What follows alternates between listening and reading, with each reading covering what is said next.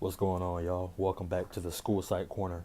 Today, I'm going to be breaking down what my thought processes look like in the referral meeting and how I determine which areas I assess when I work with a student. So first, we're just going to touch base on each of these areas that you see labeled on these cups. We have IQ, that's dealing with the cognitive abilities of the student. Then we move on to the speech and language. Are there any communication issues? What do the academics of the student look like? And then we look at behavioral functioning. Next, I want to transition to the red solo cups. We have the adaptive skills. What is their level of independent functioning? Are there any medical concerns that we need to consider? What is the educational background of the student, such as have they been retained? Have they transferred in state, out of state? What does their educational background look like? And last but not least, are there any motor concerns, whether it be fine or gross motor, or any sensory or perceptual issues that would require an occupational therapist or a physical therapist to get involved with the evaluation?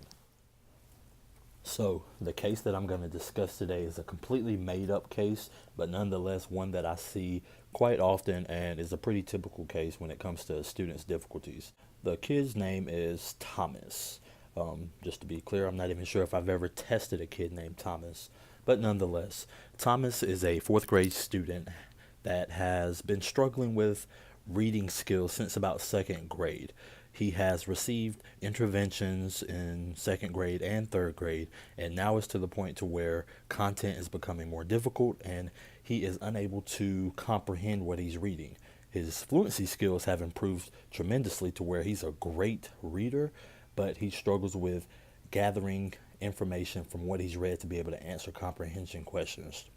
Now, what this looks like as it pertains to math is he's very good at computational kinds of skills, but if it came down to word problems, he'd have to read the problem two, three, and sometimes even four times just to get the essence of what he's trying to compute. And so that slows him down, as you can imagine. When he reads in the classroom, like I said, he reads beautifully, but it's to the point now he doesn't like doing that because of fear that he's going to be called on to answer a question and he doesn't know the answer. And so Thomas has a really good relationship with his teacher. He gets along with his peers. He's kind of like the man. And so he has a lot of things going for him. It's just when it comes down to these weaknesses, they are starting to show up academically for him. Now, he was diagnosed with ADHD last year while he was in third grade. His parents had him try medication for about 2 to 3 months, but they stopped that just because they realized that he was becoming like a zombie and they didn't like that. So they found a great outlet for him, which was his church basketball league. And since he has been involved with that, he's had a direct outlet to channel his energy, and he's thriving with his basketball skills to the point that he's thinking about trying out for the middle school team when he gets there. So Thomas, he has a lot of things going for him, but he's struggling in these weaker areas. What does it look like for an evaluation? All right, so let's start from the top here. Typically, if I'm looking to evaluate a student, most likely I'm going to be gathering assessments in the area of the IQ, the cognitive abilities, to see what their processing looks like on multiple different levels. And then as it relates to their academics, I'm going to be gathering assessments, whether it be reading, writing, math, oral language, lots of different assessments that I can look at as it relates to their academics. And so that's going to be a heavy area as well as the cognitive ability areas. Now, just thinking about Thomas, I know that he has a diagnosis of ADHD. So I'll get consent to speak with his physician in order to obtain that documentation that he was diagnosed with ADHD. But also I'll follow up with rating forms for the teacher and the parent to give me a good sense of what his behaviors look like in multiple settings. I think that'll be great to get that.